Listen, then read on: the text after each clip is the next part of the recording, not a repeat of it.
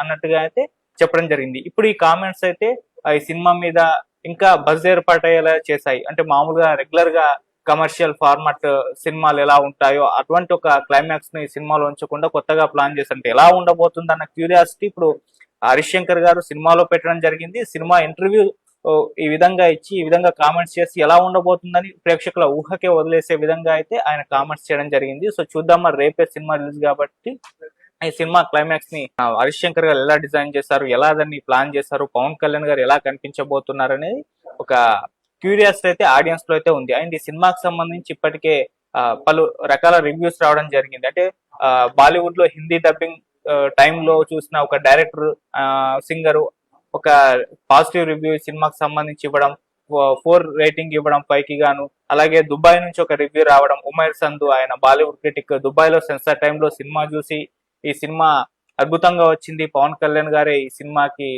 Plus point, ఆయన మొత్తం తన భుజాల మీద మోసారు ఆ సినిమాని.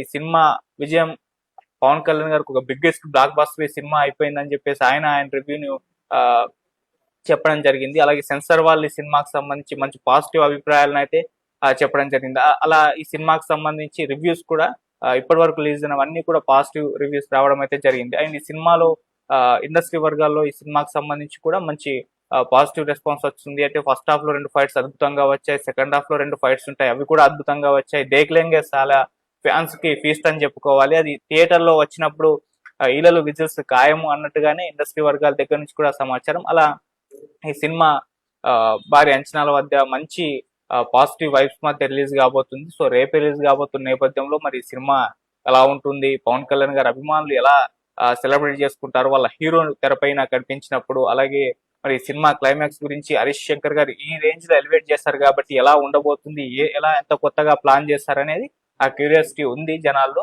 మరి సినిమా బుకింగ్స్ కూడా చాలా అద్భుతంగా జరుగుతున్నాయి. అటు ఓవర్సీస్ లో ఈ సినిమా బుకింగ్స్ అడ్వాన్స్ బుకింగ్స్ ద్వారానే 2 crores కు పైచీలకే కలెక్షన్స్ రాబట్టడం, ఇక 2 తెలుగు రాష్ట్రాల్లో మంచి బుకింగ్స్ సొంతం చేసుకోవడం. నిన్న తెలంగాణలో రిలీజ్ అయితే ముఖ్యంగా హైదరాబాద్ లో ఈ సినిమా రిలీజ్ అయిన కొన్ని గంటల్లోనే చాలా మెయిన్ థియేటర్స్ సింగిల్ స్క్రీన్స్ అన్ని కూడా హౌస్ఫుల్ బోర్డులు పడ్డం, అటువంటి సందర్భాలు చూసాం.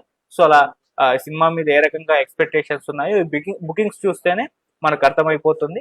సో సినిమా అద్భుతమైన బుకింగ్స్ జరిగిపోయాయి. సో అలా సినిమా చుట్టూ ఒక మంచి పాజిటివ్ వాతావరణం అయితే ఉంది. మరి రేపే రిలీజ్ కాబోతుంది కాబట్టి ఎలా ఉంటుందో చూద్దాం.